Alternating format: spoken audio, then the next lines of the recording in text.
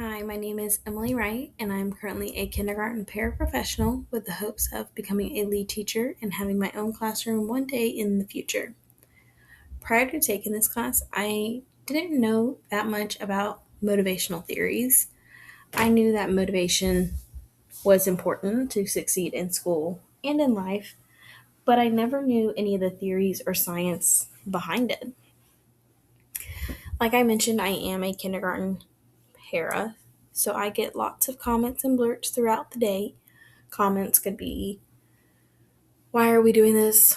Why is this important? Do we have to do this? I'm bored. I don't want to try. Can we do something else? And the most important one would be, when is lunch?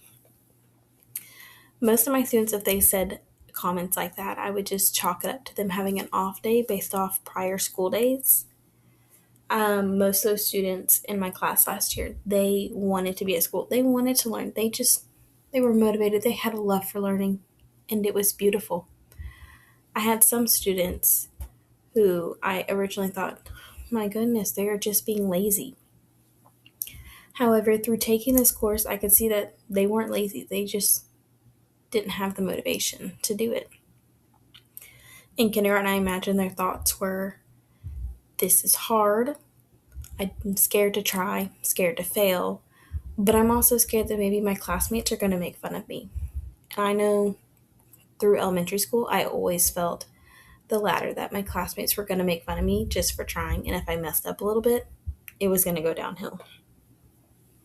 Through taking this class, though, I have learned different motivational theories and how I can apply them to my future students and better serve them. I can help get them engaged and help motivate them. So, with that being said, here's my acts of motivation. What is motivation and why does it matter? Motivation, simply put, is just the force behind why we engage in doing something.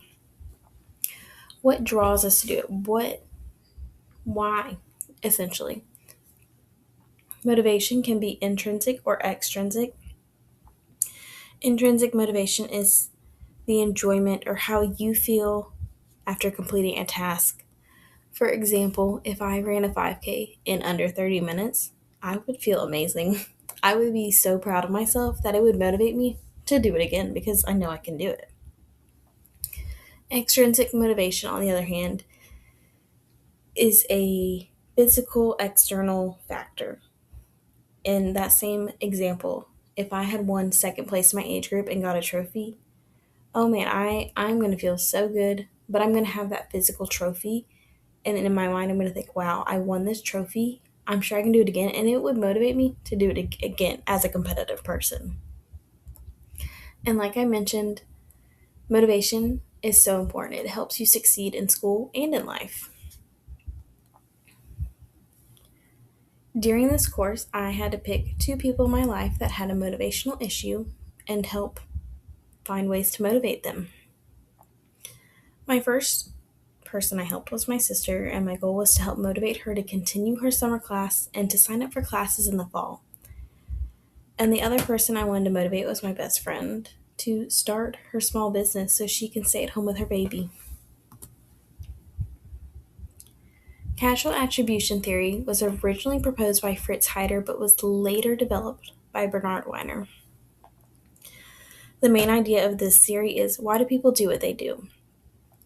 There are three different dimensions for this theory: locus, stability, and controllability. Locus is essentially location. Is it an internal or is it an external factor? Internal causes would include your ability and your effort, while external factors could be like your luck.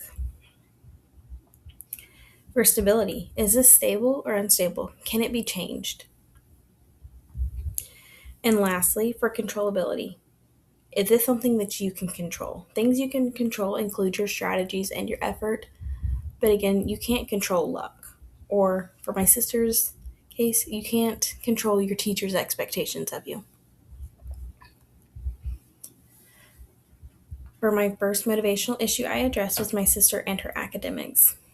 For a short little synopsis, my sister went to a university, transferred home to save money, started getting behind in her classes and failing, and just ultimately just stopped, which messed up her GPA and all that.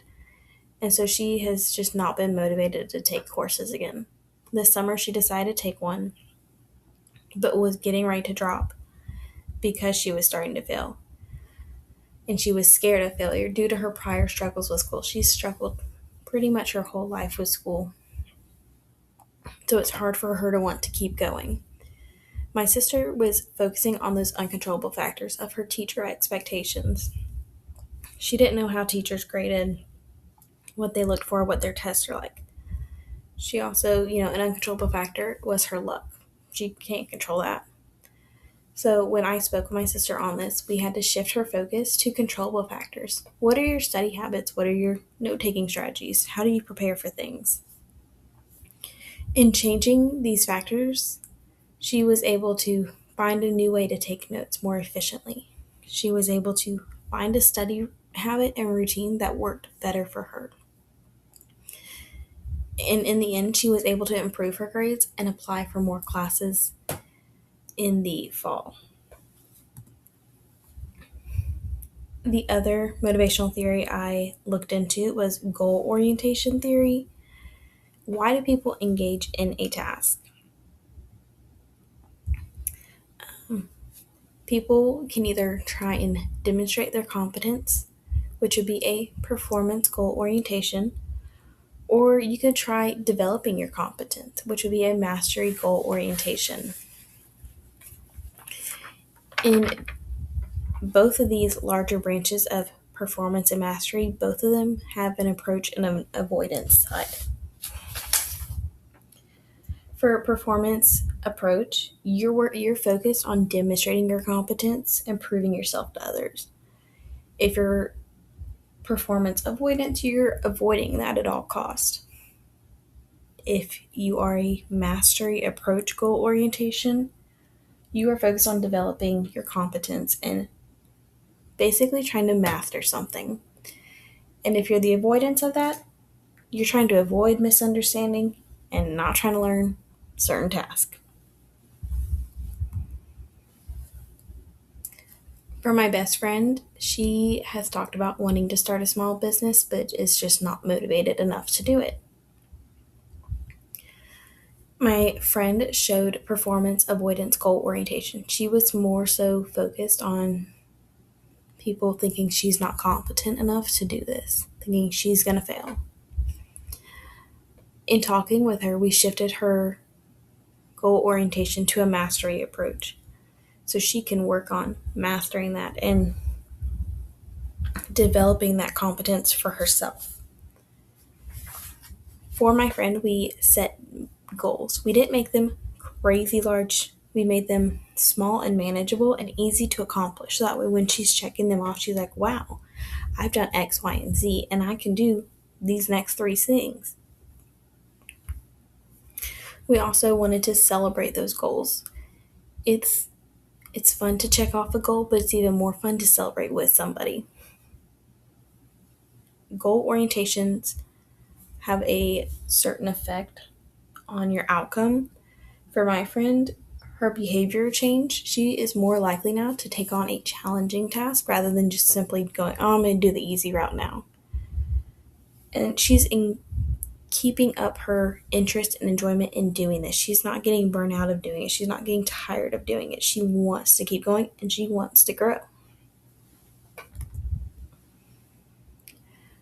These are 4 strategies for the classroom that I think would really help with motivation within the students. Number 1 is to teach your students to focus on the controllable factors. This includes your study habits and note-taking skills.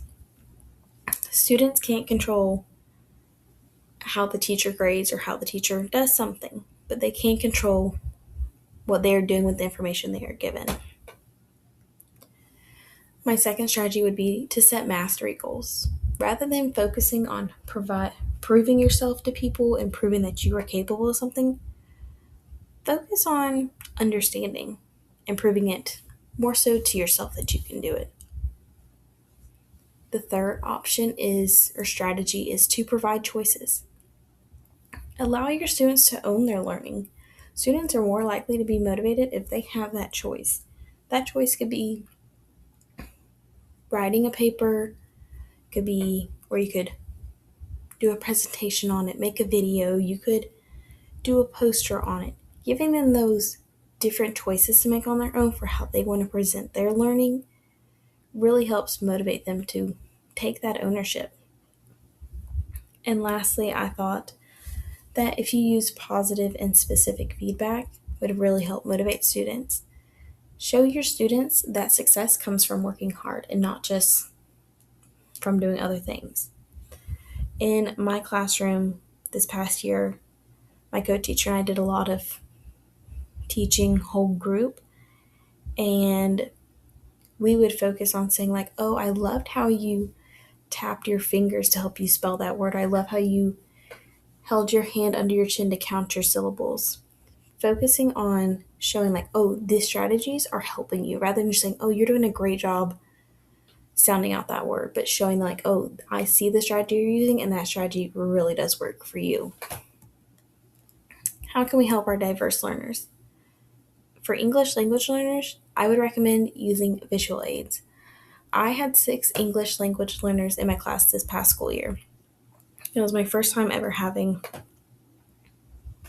English language learners. My co-teacher and I created visual aids throughout the classroom. We even had a little keychain on our lanyards that showed like a stop sign. It showed someone standing in line, someone sitting. So we could point to those when they weren't able to understand us at the time and point to that and kind of say the English word. So it kind of gave them an idea of what was being said. And we also made sure when we taught these, it wasn't just like singling them out like, oh, these are just for these friends. We instead taught it to the whole class, and it helped the whole class see like, okay, this is what the expectation of the carpet looks like. This is what we should look like. This is what we should look like when we're standing in line. It helped all of them just better understand what the expectation of, while really helping out my English language learners. For struggling learners, whether they're struggling in reading or they're struggling in math, I would recommend setting small goals. Make them something they can accomplish. At my school, we talk to students at the beginning of the year and kind of set little goals for them by talking it with them. And then throughout the year, we check in. We'd be like, look, this is where you were at the beginning of the year. These are what you wanted to do. And look how much you've done so far. It helps them see like, oh, what I'm learning is actually helping me in life. I'm actually learning right now. For students with disabilities, use scaffolded instruction. It helps them better understand what is going on. And I would also recommend checking in with them. Make sure they are understanding what's going on. Make sure they are sure of what the expectation is. And just kind of chat with them about what's going on. And for gifted learners, allow them to further their understanding. Don't just stop them like, oh, we're stopped here. Let them further. Let them know that, you know what, you want to know more? Do a little research. See what you can find out. And they have that motivation to want to learn more already. So just allow them to do that. Through this experience, what did I learn? I learned the importance of motivation. Like I said, I knew it was important prior to this class for school and life. But now knowing the theories and the science behind it, it is so much more important. It's not just simply, oh, I'm motivated to do this. Like, oh, I'm motivated to do this because when I do this, it makes me feel good about myself. Just because something works for one person doesn't mean it's going to work for another. My sister and I are very different in this way. Motivations that work for me don't work for my sister. That's the complete opposite.